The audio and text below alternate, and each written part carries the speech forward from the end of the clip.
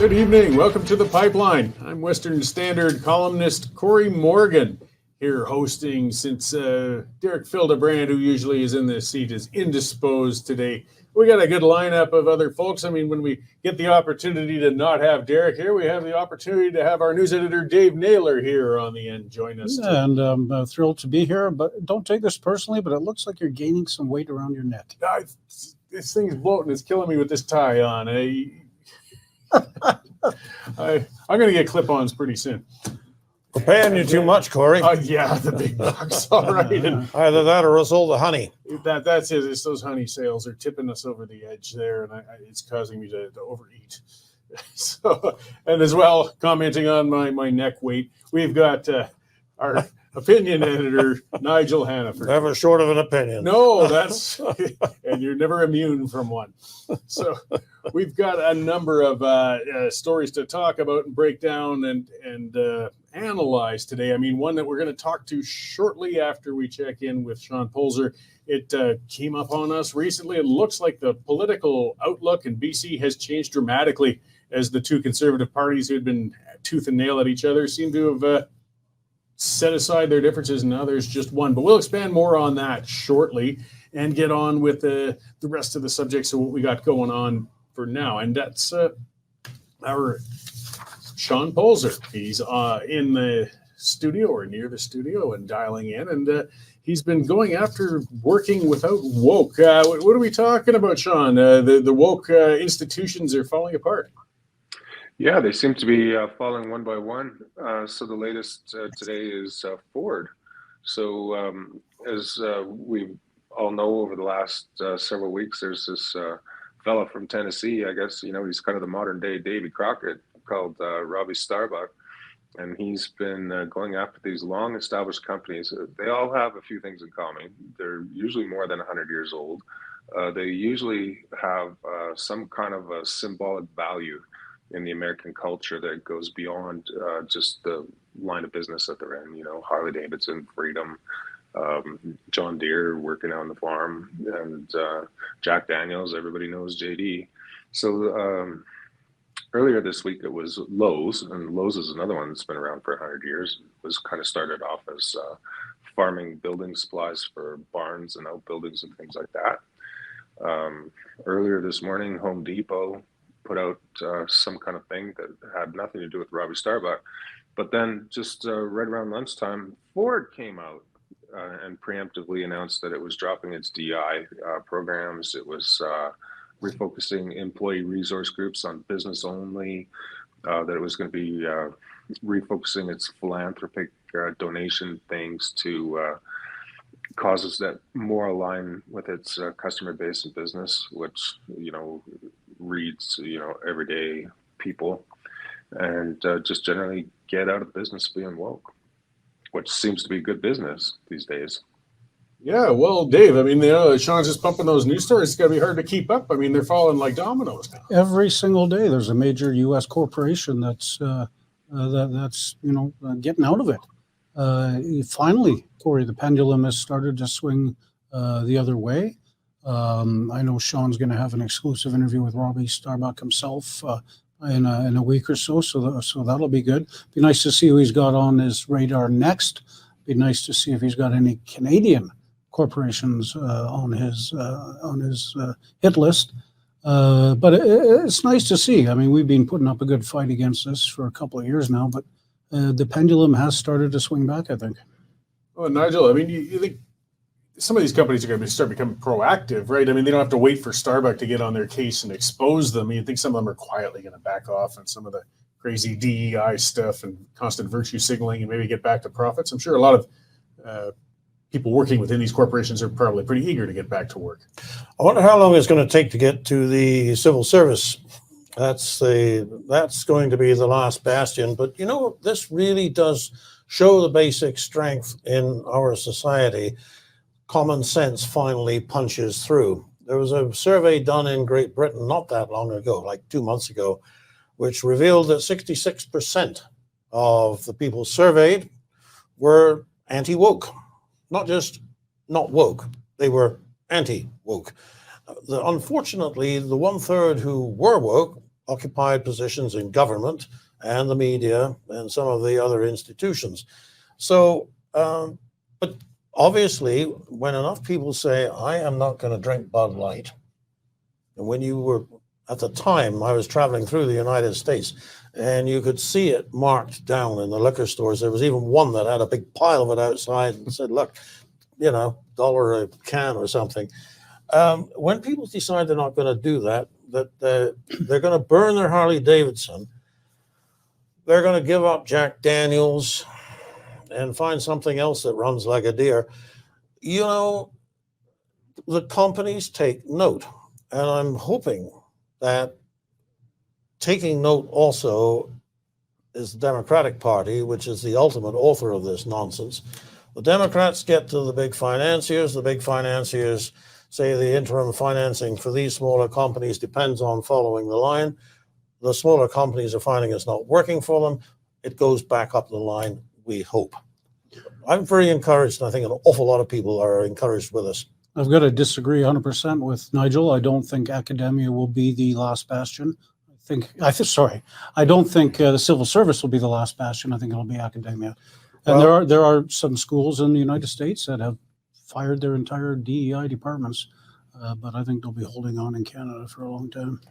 Well, it certainly will be a tougher nut to. I tend to wrap academia into sort of the whole government blob, you know. But if you want to split on a point of detail, actually, I think you're right. Good. Well, and There is There a first time for everything. it's money talks, you know, this thing with academia or civil service, unfortunately, they still get their money no matter what consumers tend to think of them. So it does make it harder to get to them. But getting back to Sean, like, are these companies then seeing, we saw it with Budweiser, but have other companies been seeing drops in sales, drops in revenues that they feel they can point towards, you know, bad marketing from being their woke policies? Yeah, I think so. Home Depot has been losing money hand over fist for quite a few of the last few years, and it's in a pretty close partnership with the, I guess they call themselves the Human Rights Council, which is this LGBTQ plus thing. Even though its co-founder is, he's a notoriously pro-Trump MAGA Republican who calls all this woke stuff basically lazy.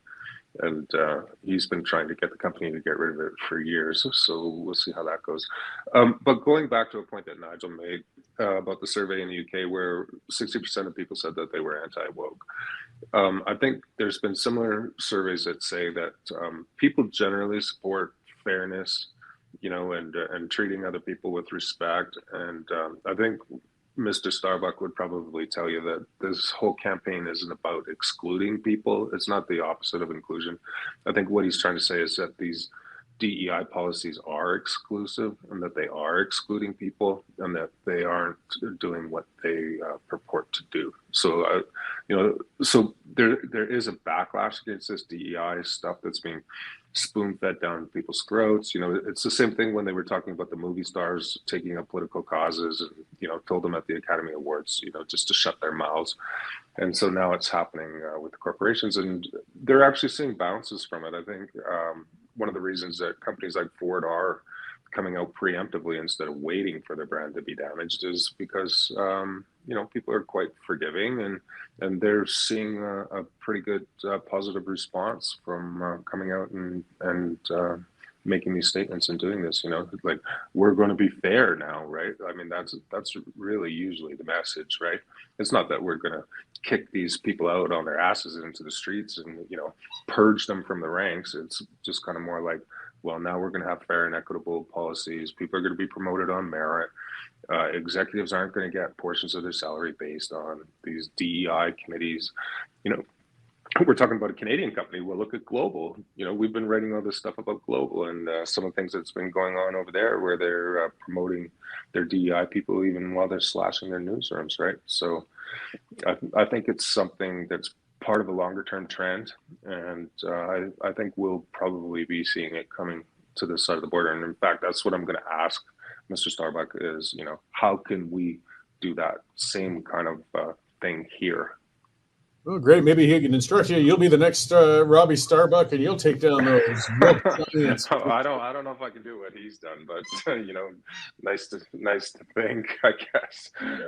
We'll see. I look forward to certainly looking forward to seeing that interview. It'll be great to watch, and thanks for keeping up on these stories as they keep rattling down, Sean. Excellent. Yep. Thanks, guys. All right. Thanks. So yeah, I mean, the saying goes, "Go woke, go broke." I mean, when the dollars and cents catch up, reality has to kick in. Whether it doesn't matter how much you want to appeal to the alphabet mafia or any of these bizarre. Well, it's like Dave and I are saying, the government, the academia, they'll be the last ones to get the message. But even there, I do believe people are going to see through it and just suggest their kids take a different course. Yeah, well, it's been interesting in the States when it came to, for example, Harvard with Gay, who was the president of it. Her name wasn't. And, she crossed the line in a number of areas and, again, was extremely woke. And it turns out extremely underqualified for her position. But the reason that really came out was because the donors came up and they said, that's it. We're not giving you guys more money as long as you have this kook representing this institution. So, I mean, they're necessarily immune when in academia. Of course, Harvard's got a trust fund that's more than the GDP of some third world countries, but it's a good start. I guess the message was there. Well, so as we said earlier, Money Talks and BS Walks, that kind of segues into the next thing that just broke today. Dave, we've had quite a development on the BC political scene as an election looms. Yeah, and it cannot be overstated how important this is. It's seismic in BC political history. The United Party, formerly the Liberal Party, has decided to suspend their election campaign for the October vote and join forces with the BC Conservatives. Some United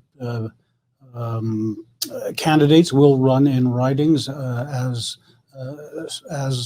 Conservatives. I guess all the backroom talk is still going on about who's going to run where. The leader of the Liberals, United Liberals, I guess, Kevin Falcons, is not going to run in the next election. So you look at, they're polling anywhere 10 to 13%.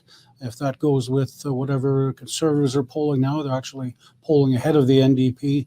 That means goodbye NDP government in BC. Utterly seismic. Yep, it certainly is. I mean, it's actually, you referred back to the Liberal Party. We can go even further back in terms of the seismic shift, because it was the social credit government that got started in the early 1950s that became the Liberals, that became BC United. So that is what has come to an end, is that long heritage of that particular stream of thought, which many people described as just being a way to keep the NDP out of power. It didn't really matter what you think. It wasn't like there was a manifesto that you signed on. We want to make sure that the socialists don't screw this up. Well, of course, what's happened is the socialists have screwed this up. And it's a surprising development. You can't overestimate what it takes for somebody in the position of a party leader like Kevin Falcon to say, you know what, for the good of the people, for the good of the province, we're going to pull our people out of the race, and some are going forward, but we need a united approach, because you're right. This is the end of this NDP government. What is it? October the 17th. Like about less than 2 months to respond to this, and it is a testament to how much the socialists have ruined the province, destroyed the expectations of the people who live there, that Kevin Falcon would be able to do this and walk away from his party. He's actually, I mean, we don't know the full details yet, but he may well prove to be the sacrificial hero in this whole story. Well, I mean, there's some presumptions being made too. I mean, we look at the polling numbers. Okay, the NDP and the BC Conservatives were essentially getting to the point of neck and neck. And the BC United / Liberals were holding 10, 12%, which could be the spoiler and make that difference. But the presumption that all of those votes are going to move to the Conservative Party, I mean, they probably predominantly will. But some people could take offense saying, well, I never liked the Conservatives, and I'm certainly not going to them just because these guys have left.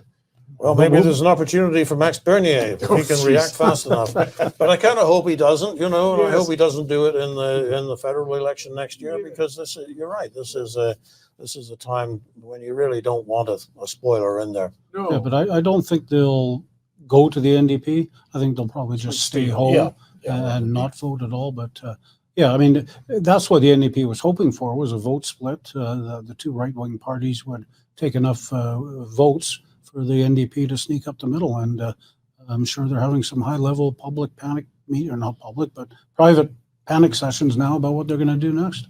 So the pressure must have been immense on Falcon and others. I mean, I imagine from donors, from political players within the party. I mean, there's a lot of pride you've got to set aside to step out. I mean, Falcon, like him or dislike him, as a party leader, he's put everything into this. He's worked his butt off for what it's worth, and to finally throw your hands up and say, I'm going to back off. I find it interesting that he's apparently not going to run in the election.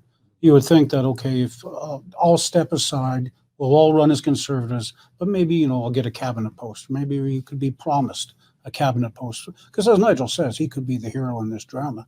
But he's not running at all. So he's actually more heroic by not running, because if he did run and he did win, and yes, he would get a cabinet post, but then he has to take his direction from a leader, this person of John Rustad, who he has criticized heavily as being unready for the position. And I don't know, the guy's got his pride. I guess he just decides to walk out with his head high, did the right thing. I mean, we'll see. We're reacting to a story that's half an hour old. Yeah. So it's a few hours old anyway, but much to be learned yet. But certainly, if I were an NDP politician, I would be thinking, oh, well, I guess we're going to have to think what we're going to do next. Exactly. Well, there's still a lot they're going to have to sort out. As you said, this has recently happened.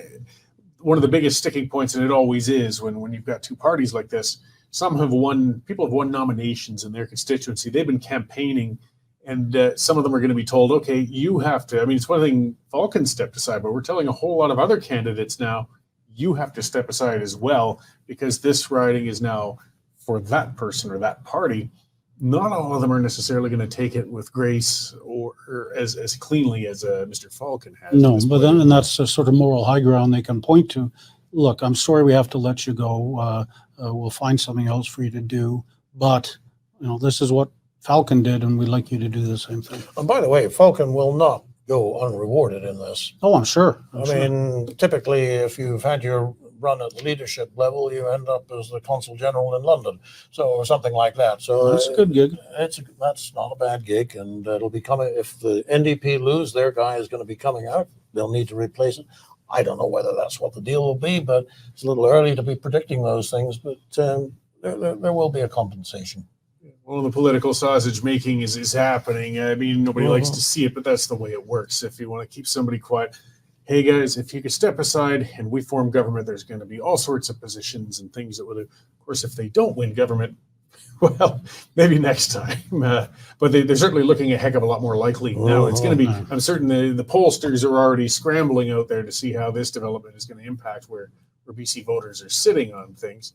Yeah, and you guys are right. When you replace a government, there's so many boards to fill, positions to fill. Everybody, any candidate that is being forced or asked to step aside will be rewarded in some way, I'm sure. Well, Depend on it. Oh no, go ahead. I mean, it'll be interesting too to see. As I said, I saw something similar when I used to be on the board with the Alberta Alliance way back when we were trying to knock off the PCs. We'd split amongst ourselves. Conservatives, we love doing that to ourselves. And the Wild Rose Party went their way, and the Alberta Alliance was their way. And it wasn't pragmatism or pride really that brought us together. It was donors. They got together and smacked their heads together and said, we're not giving to either of you guys until there's only one party. And it's something, I won't even go into the names of, but there were two main players with our parties. We couldn't get the merger done until they were actually separated from the room. And a meeting was held without those two, and we got it done in an hour. I imagine there must have been something of that sort probably happened in BC. We won't, if they want to keep respected, they'll have to keep it themselves for some time. Actually, Cory, that is the other thing that's exceptional about this story. Is generally speaking, Conservatives don't like to be forced together. It is like herding cats. everybody is a principled man, principled woman, and we don't give up our principles just for power. You know, that's the sort of mentality that goes into the room, as you say. This is for the history books. Yeah, well, and I mean, parties get tired of losing. You know, and the appetite's there for change in BC. So if they can get that proper front coming from the Conservatives, the NDP have to be sweating today. Oh, no, they do. And then think of the sort of powerhouse of the West again with Conservative governments. Hopefully in BC, we've got one in Alberta. Saskatchewan's in play also in October. But you can have every Western province with a Conservative government, fighting against Trudeau. Well, and then just to remind folks before we move subjects here, we've got a dedicated reporter in BC who's going to be covering this all the way through up to until and a little past Election Day. No? Yeah, he's churning out the stories now. Jared Jager. Missing his lunch. Because of this one. Good reporter and also in Saskatchewan. We've got Chris Oldcorn. He'll be on the election beat there. So, we've got it covered, Cory. Great. So just before we move into the next subject, I'll remind all you viewers and listeners out there, you need your subscription to get past that pesky paywall to see all these stories as they come out. So get on there, westernstandard.news/subscription. It's $10 a month, $100 a year, guys. It's an investment in yourself to be able to get those stories directly without the government filter, without being an outlet that's beholden to the government line. So if you haven't subscribed yet, get on there, guys. And if you have already, thank you. We really, really do appreciate it. That's what keeps us rolling and keeps those reporters on the ground and us blowhards in here once a week to break down all those news stories for you. So let's start blowharding on an Alberta issue, and it's healthcare. It's a big one. It's always a big one. Premier Smith spoke at a town hall, and apparently the world's going to end. Apparently it is. I think I saw Naheed Nenshi crying in the street as I drove to work today. It didn't come as a surprise. I think Danielle Smith campaigned on she was going to shake up AHS. She was going to change it.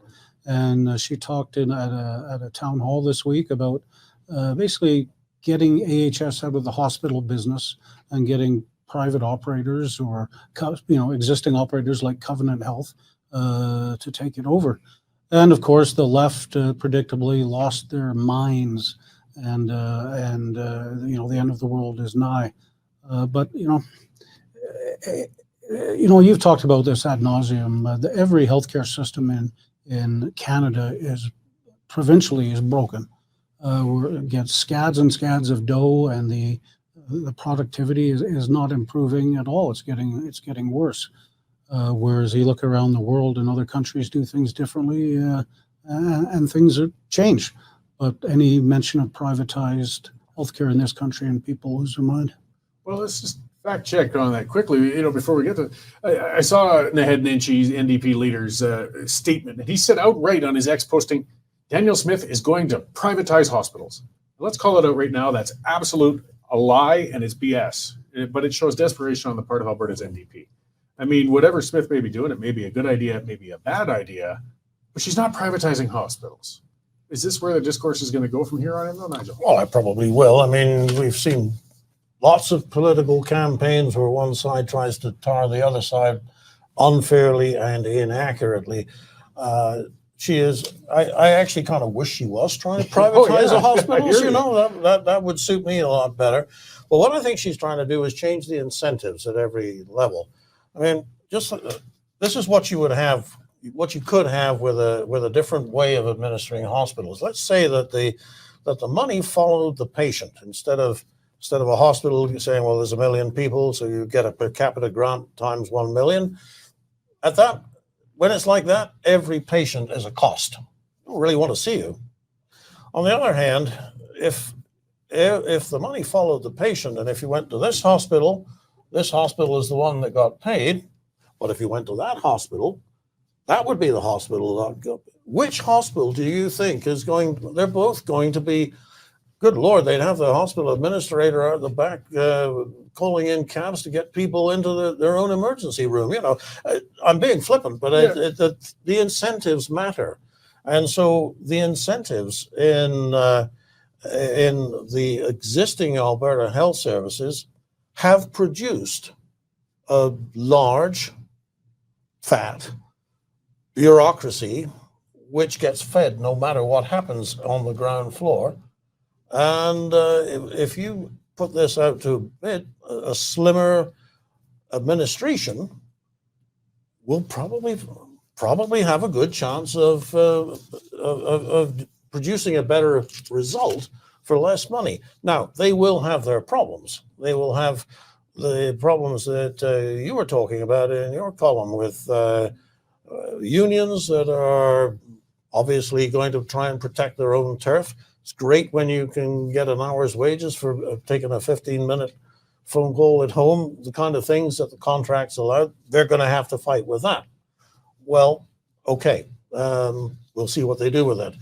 But the idea of changing the incentives in order to save money, absolutely valid. Absolutely. I thought Cory raised a very good point in his show earlier today about the hypocrisy of the left.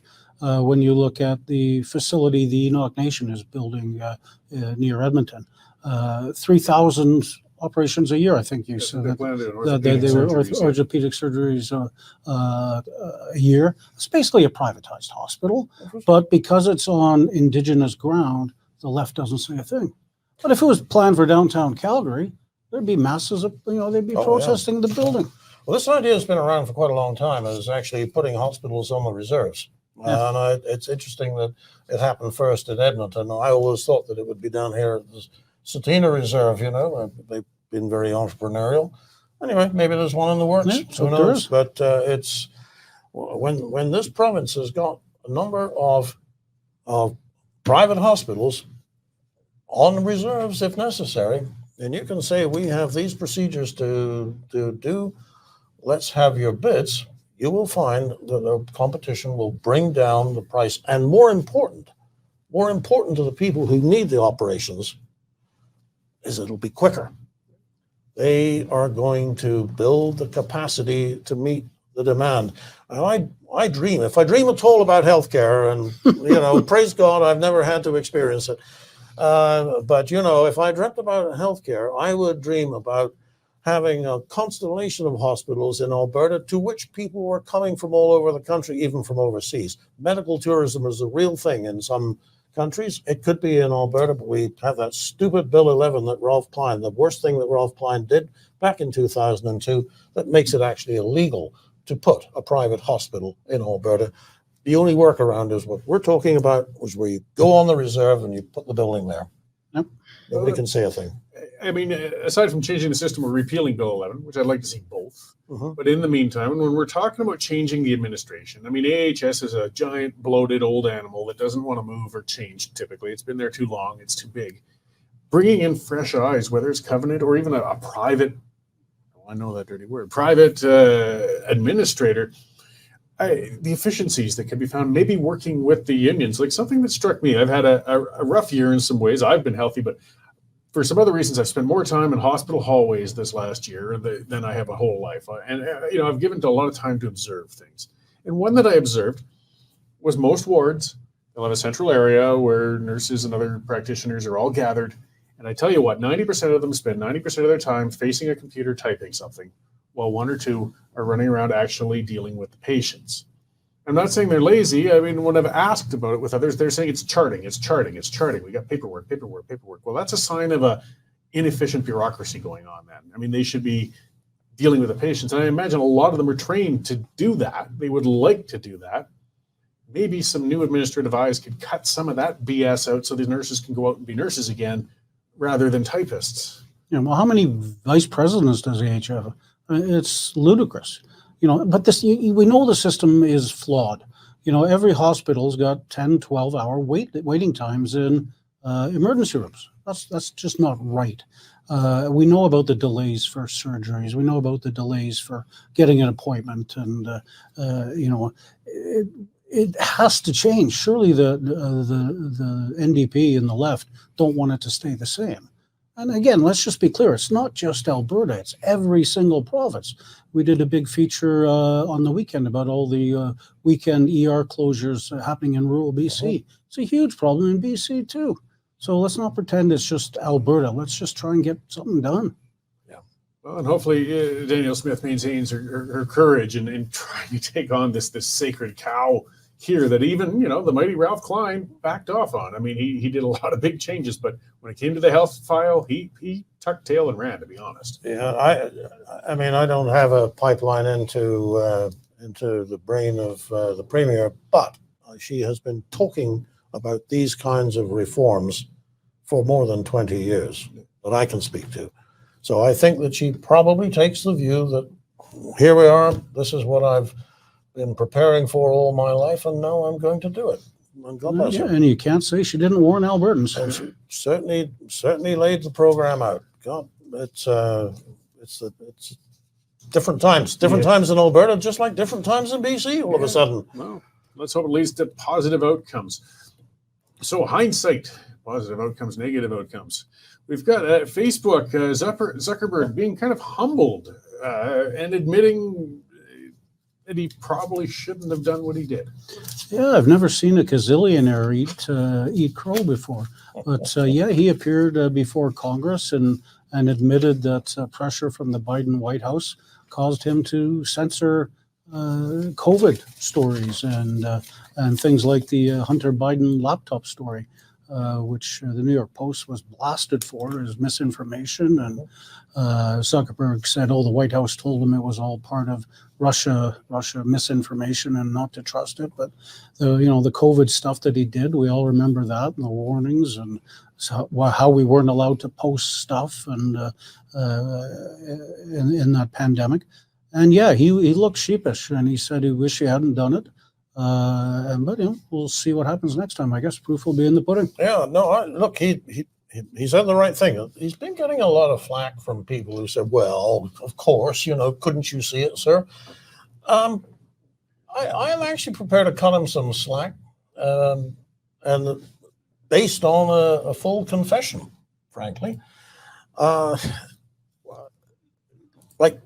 We haven't seen the half of it, but what he's talking about in this letter is the close relationship that developed between the Centers for Disease Control and Facebook, so that only the approved party line, only what the CDC said was okay, could ever get out.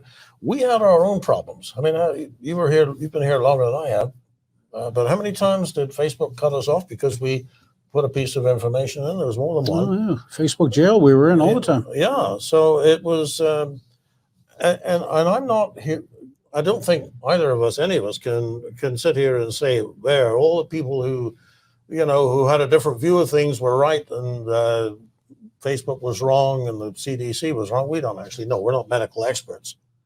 But what we are experts on, if anything, is the free flow of information from the provider to the reader and the right of readers to make their own judgments on things. And we're totally against anything that smacks of censorship, so that misinformation and disinformation are kept from the innocent eyes of people who wouldn't know what to do with it. It's this was the thing that Facebook did under Zuckerberg. He has admitted it, repented of it, says he would do it differently.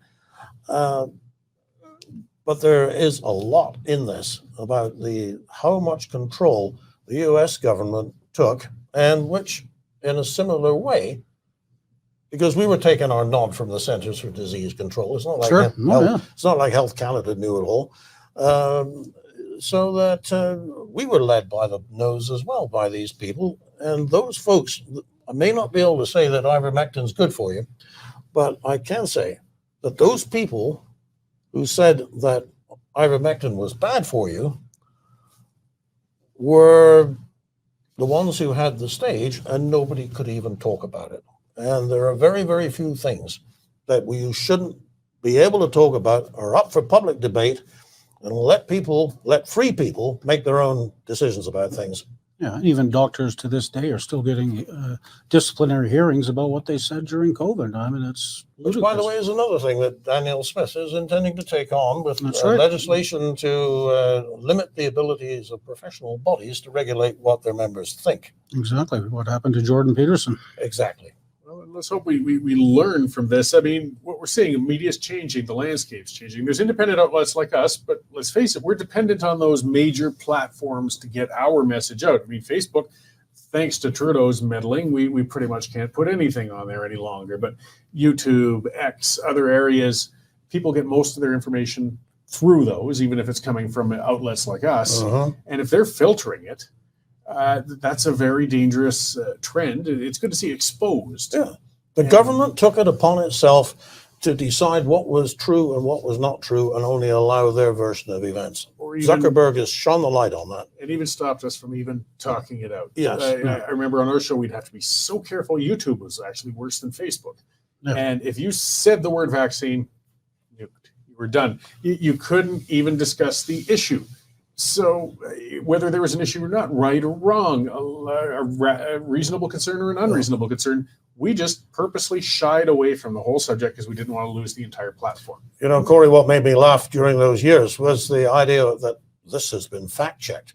When you realize that a fact-checker is a kid with blue hair and his first job out of university and a piece of shrapnel in his ear, this is the guy who was, well, Dave, you know this is... I know. That's why I laugh because it's true. Yeah.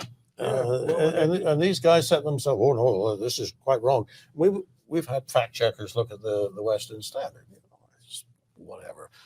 Yeah, but I mean, we couldn't even host a debate on either side, ivermectin good, ivermectin bad, and let people make up their own mind. Couldn't be done. Well, they built mistrust, which is becoming costly in some ways now. I mean, there were many valid, legitimate concerns about the quickly rushed vaccines for COVID-19 and things like that. We've had many well-established vaccines that have been very beneficial to people. Polio, whooping cough, rubella. But because of the government's actions, because of the government's censorship, the crackpot fringe that opposed every vaccine from day one has actually made some growth. There's some of the numbers of people choosing not to get any vaccinations now are distressingly high. Yeah. And it's because trust was lost through this. It's funny how many, 2-3 years ago, all the conspiracy theories, and they were labeled conspiracy theories, are now true. So, look, just on this matter of the vaccines, I think that's a very important point that you have raised there, Cory. I think that we should probably affirm at this point that if you want to get your child inoculated against the usual childhood diseases, the vaccines are fine. I mean, there's some people who don't think they are, but my personal view is that they are fine. What we forget is that what they're calling an anti-COVID vaccine is not actually a vaccine. It's a substance. Yeah. And it doesn't act the same way as a vaccine. So you can be totally vaccinated to the hilt if you're going on holiday to a place where it's a good thing to have a jab for this or that or the other thing, and you haven't compromised your principles. It's the vaccine that was not a vaccine that was the issue all along. And if there hadn't been such an effort to gag discourse when that was going on, I think people would feel more confident about, okay, well, we got a problem here, but the established ones, the ones that have been there for 50, 60 years are still beneficial. And now we're getting an unintended blowback that, again, it's just due to censorship. If people can't get the answer here, they're going to go look over there, and it might not be a good source. And it's the kids that are going to suffer when they get whooping cough. Yes, which is measles. New outbreaks are coming up, which is just a total shame. All right, but yeah, I'm sure we'll get some feedback from some of the vaccine folks. I love it when they get scrapping with me on those things, but oh well, it's all part of the fun. Let's go into something more benign and non-controversial. The Federal Liberal Party of Canada held their cabinet retreat this year. Well, they did, didn't they? They did in the lovely city of Halifax. I'm sure a lot of very expensive seafood was eaten. This is a party that's trailing by up to 20 points in the polls, depending on who you believe. So you would think they would come out, all get huddled in there and say, Prime Minister would stand up and say, okay, well, look, when you're in a bit of trouble here, we need some fresh ideas. What are we going to do? And they would have a talk and announce all their new ideas. Nothing. They announced some sort of leasing program for housing where they're going to lease houses to be built on federal property. Of course, they didn't mention who was going to build these houses. They introduced some minor changes to the temporary foreign workers program. But then Trudeau came out at the end of it and said, full steam ahead, we're staying the course. I'm running for Prime Minister again. It's just their utter lack of seeing what the real world is going on. It's been the same for years, and they're not willing to change. So. No, No, that's it. I thought it was very telling that when he did get up and address the media and talk to this very point about, well, where are your new ideas? He's saying, I think the big lesson is in responding to the things that people are actually worried about. Well, what are people worried about? We know that what people are worried about is energy, homelessness, inflation. Mr. Trudeau concerned, listing things like childcare and the National School Food Program. Okay, there it is, out of touch, doesn't know what's going on, doesn't know what people are really anxious about. And doesn't know that his program is going to be ineffectual. That's right. Say the experts. So anyway, whatever you think about them, they made a big fist about U.S. trade. Well, the charm offensive. It was like one of our guests said the other day. Dealing with the U.S. is very transactional. What have you got to offer? If you want something from us, what have you got to give us? There is nothing of that. It's basically more maple syrup. And, the tax on the Chinese EVs is good, but Polyev was asking for it months ago. yeah. So now it turns out that they're doing it, not because it was a good idea that Polyev thought of first, but because they have to match what the U.S. is doing. So, I mean, it's good. I'm glad they're doing it. I don't want to see the auto manufacturers in Eastern Canada go out of business. But on the other hand, let's not try and make it sound like we're doing something terribly heroic here. We're pushed into it by the Biden administration of all people, not even the Kamala Harris administration. It's a shame. It's a really bad thing. So, assuming the Liberals stick to the set election date, people got to remember, I like to keep reminding them, that's just legislation. Technically, he can go another year beyond that. Yes. He can go to 2026. Yes. But assuming they stick to that, they're getting into the final year. This is campaign year. This is time to get out there. And as you point out, they're on the ropes. They're 20 points down. This was the point where you're going to, or you would have thought, either make a big radical change. The big one that most would think would probably work best would be Trudeau stepping aside. That's not in the cards. Okay, they've run out of time to replace him, or they will pretty soon, even if he. It's done now. Yeah, but you would think then they have to show we're changing course. This is why we won't be the same party that has gotten itself down 20 points in the polls. You'd think there'd at least be a cabinet shuffle or something major, a new coat of paint. I mean, we know it wouldn't necessarily work, but they have to show we've done something different. As you said, they just came out and blathered the same old garbage. They don't get it. No, and we're going to be hearing the same old from Freeland and the health minister, Mark Holland. To me, I don't imagine what a classroom of political science students would think. Surely they would all, think that this is the wrong way to do it, right? Surely there's some smart people in cabinet who might voice an opinion to say, hey, why don't we try something new? And they don't. Well, I don't think there are very many smart people in cabinet because it's not been put together with smartness in mind. It's more about ticking boxes to represent different things and different points of view. But, my fear is that in the time between now and when the election campaign starts, they're simply going to double down on every airy-fairy policy that doesn't actually work, but which they believe is a sort of a divine sign. So look for more on net zero and more restrictions on the oil companies, new regulations for more, making it more difficult for people to go exploring for energy. Anything, frankly, that's going to work. That's what they're going to hand Pierre Poilievre a mess. Well, that's the plan. We know that the Prime Minister isn't exactly a luminary, but there are some very, very smart people within that party. There's strategists, there's organizers, there's operators. But we can only assume that they can see the writing on the wall. They can see the polling. They could speak up to say, hey, we need to do something to move that needle. Is he ignoring them? Has he kicked them out of the room? Is the Prime Minister in such a cloistered place, perhaps he's just not hearing this? I think he's probably ignoring Canadians as a whole. We are a nation of sheep. And I think you're right, Nigel. I think he's going to double down and try and wreck the country the way he knows how. And it's up to Canadians to stand up. It's up to Canadians to march in the street. You know, the Freedom Convoy did it over vaccines. Why don't regular Canadians get together and hold marches in every city across the country if Trudeau continues this path? Yeah. It won't happen, but Well, I mean, and he wouldn't care anyways. One reason it won't happen is they've already made known to the pollsters that when the time comes, they're ready to do something else. So if you think that you can change things legislatively, you probably won't put your coat on and get your dustbin lid and your motorcycle helmet and go and duke it out. But I'll tell you what, if he actually somehow or other wins and continues on this tack, I have no idea what might take place in the years immediately after. Well, it'll be us moving to the United States, I think, won't it? Well, Or Alberta separation. Well, you know, we're one or already the other. moving on some things, but that's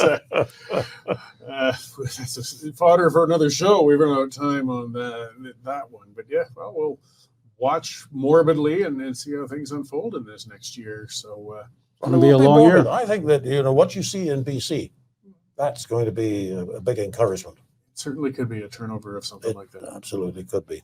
All right. Well, Nigel, Dave, thank you very much for joining today to break all this down for everybody. Well, you're welcome. I Well, hope thank you, Cory. Nigel enjoys your dream tonight about healthcare.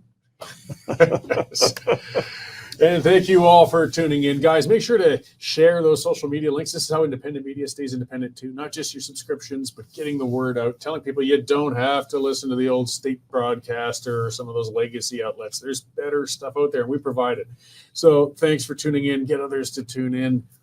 Watch for my show out there, Nigel's show. We got lots of stuff going on. And of course, westernstandard.news for all of the news stories as they come out. So thank you again for tuning in. We will see you again next week.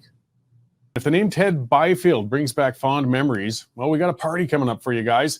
On September 25th, Toasting Ted is what it's called. It's going to honor a great conservative who published Alberta Report news magazine. It's going to be bagpipes, singing, live auction stakes, speeches by Premier Smith, Preston Manning, Stephen Harper, quite a lineup. The Western Standard is the final incarnation or the latest incarnation of Alberta Report that Ted Byfield founded. And I mean, he was a great Albertan. He really made his mark on this province, and this evening of celebration for him is really going to be outstanding. You get there, toastingted.ca. That's the website.